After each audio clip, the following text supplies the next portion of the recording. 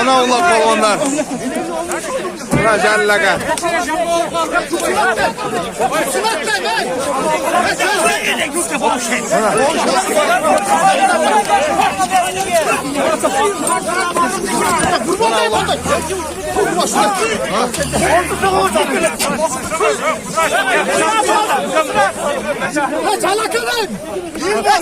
Buna jallaka sallar. Boş.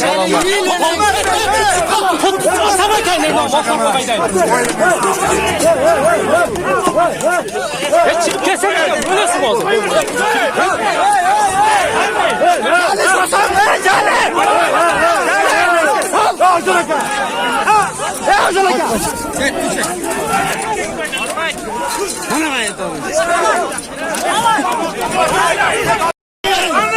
Attı diken attı sırayı ver.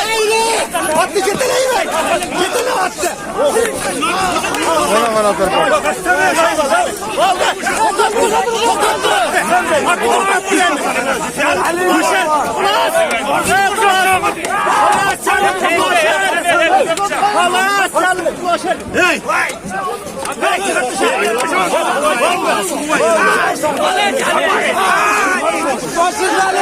Buna jallaka puldan şurada.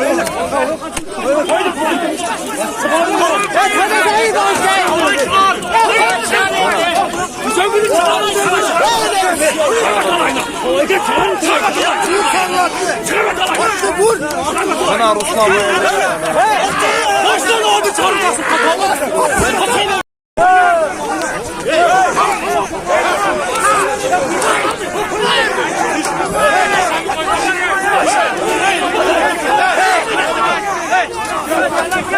Buna jallaka. Jallaka. İşin mi var sen?